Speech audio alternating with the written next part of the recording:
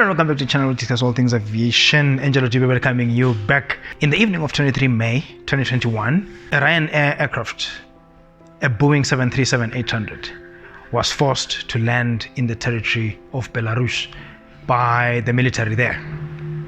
Now, this is not necessarily a bizarre incident. However, when one looks at the actual story that developed around the forceful landing of, or the interception and forced landing of the Ryanair aircraft, something does look fishy, and that is what we are unpacking today in this particular episode.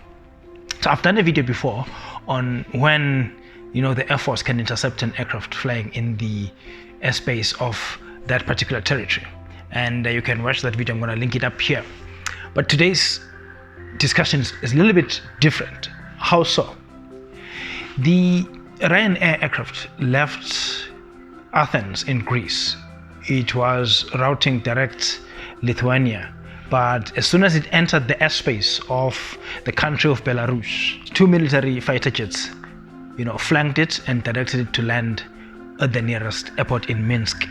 The reason advanced was that there was a man on board with a bomb. In other words, the reason given was that there was a bomb threat in relation to that aircraft. Because it was overhead the territory of Belarus, therefore Belarus had the authority to actually intercept and force the aircraft to land. But I will address that a little bit later. That authority is not necessarily carte blanche. It's not necessarily an unfettered authority, and it can't be used fraudulently, as we will see in this particular case. What really transpired in this case? You will note that the army commanders, when they were asked about it, they mentioned that they received a call from the president, Alexander Lukashenko, saying that there was an aircraft in relation to which a man on board had a bomb. So this necessitated the necessary response mechanism from the military by intercepting the aircraft and directing it to land at the nearest airport in Minsk. So that was done, and as soon as they landed on the ground, the man they were targeting was taken away. The passenger that they were targeting was taken away, while the other passengers were harassed. And I call this harassment because in law, that's what exactly it is. They were harassed, they were taken off the aircraft, their bags were taken off and laid down on the apron. Sniffer dogs were brought in, police were there, guns were pointed at the passengers, because every one of them had to be treated as, a suspect. Every one of them had to be understood as posing a threat to the national security of Belarus. Did Belarus have any reasonable grounds to do this? Did they have any reasonable suspicion?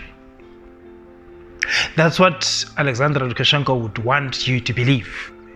However, a man on board who is a journalist and a political activist was the target. This is the man that the Lukashenko regime wanted to apprehend by all means. They had intelligence that he was in the Ryanair aircraft. As soon as it started overflying their airspace, they pretended there was a bomb threat in order to force the aircraft to land and therefore apprehend the person they wanted. That's so much arrogance right there from a state that exhibits dictatorial tendencies. You will harass an airline. You will harass the citizens of other countries simply because they are flying over your airspace, because you want to fix an individual who's exercising his freedom of expression. That is the arrogance of some leaders. That is the arrogance of Alexander Lukashenko of Belarus. Now, what is the impact of that? Belarus is a signatory to the Chicago Convention, which provides for the freedom of flight, the right of an aircraft to leave one country and overfly the territory of another to land in another, territory whilst carrying passengers. That's a serious violation of international law. It's a serious abuse of the interception procedure in international aviation. It poses a threat to international aviation. It poses a threat to the passengers who found themselves, caught in that crossfire with Lukashenko fighting his political battles by simply harassing everybody aboard the 737 in order to get to one individual who is exercising his freedom of expression. Remember, Roman, the fella that they were after, is already living in exile, and he was simply on the Ryanair aircraft because he was going to another territory. And Lukashenko pretends, let's just behave like terrorists. Let's become terrorists. In fact, to put it frankly, that's a terrorist move. That's a terrorist trump card. When the state fakes a bomb threat in order to actually abuse state resources, to violate the right of an individual to freedom of expression, and to violate the rights to privacy of the others in the aircraft. So this thing has affected Ryanair as a carrier, because now they have to issue a statement. Now they have to explain things that were really out of their control. Their passengers felt discomfort. Their passengers' rights were actually violated. And their rights as a juristic person to actually engage in business and in commerce were violated by the state of Belarus. It affects the passengers on board, whose rights to privacy and dignity were violated by the works of that fella called Alexander Lukashenko in Belarus. It also places in danger international aviation and violates some of the European Union's aviation regulations as well. I am certain the European Union will impose even more sanctions on Belarus on top of those that already exist, because a wayward state like that needs to be reined in. One cannot necessarily extend their dictatorial tendencies that far. That was too far even for Lukashenko himself. He went too far. And it was infantile for a whole president to abuse military gear to silence the opposition. So those actions also violate the rights of neighboring states. The rights of Greece, for instance, where the aircraft took off, because Greece, as a signatory to the Chicago Convention, expects, rightly so, that any aircraft, wherever it's registered, that takes off from the territory of Greece should be allowed, as international law mandates, should be allowed to take off, overfly the territory of any country, and land in any third country. So long as it doesn't pose a threat to the national sovereignty or to the national security of that country, in this case Belarus, there is no reason to intercept and force it to land. Whilst Belarus actually enjoys sovereignty in relation to its airspace, as does any other country, that does not necessarily give it the right to abuse that right. That right has limitations. It can't just willy-nilly shoot people out of the sky. It can't just willy-nilly force jets flying over its territory to land by force, to divert them to an airport of their choosing. It cannot do that. It has to genuinely believe that the national security of Belarus is under threat.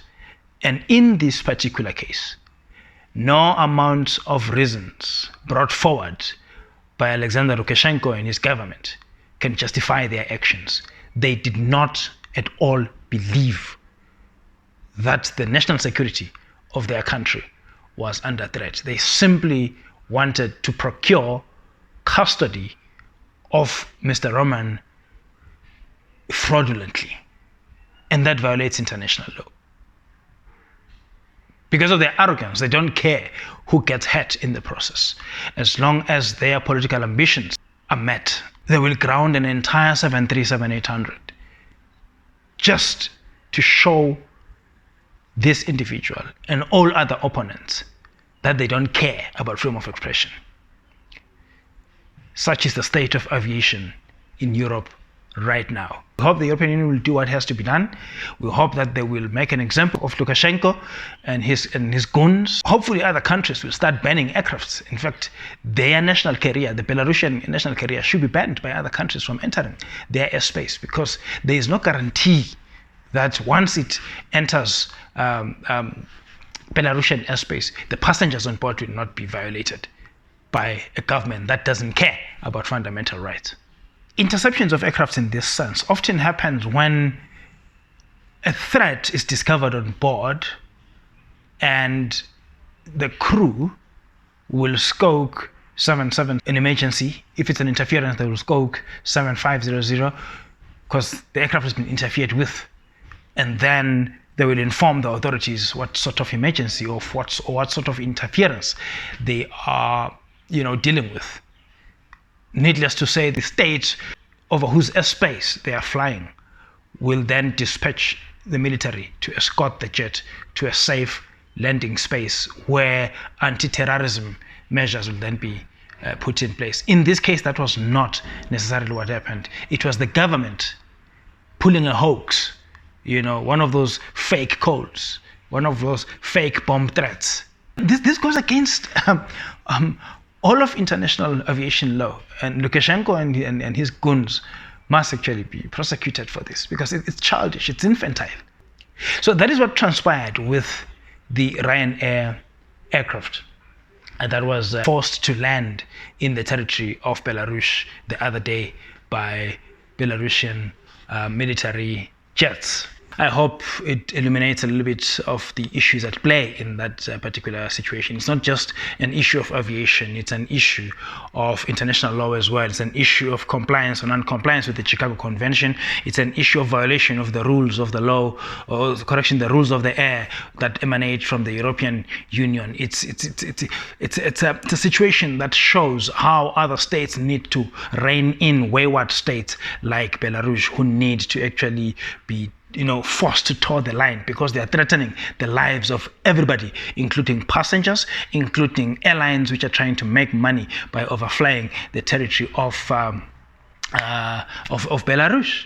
Please continue to support the channel by clicking the like button, by sharing these videos, by copying the link and pasting it in your various social media platforms, by sharing it within your community of aviators. It's the only way we can make Africa great again. It's the only way we can reach out to the African child.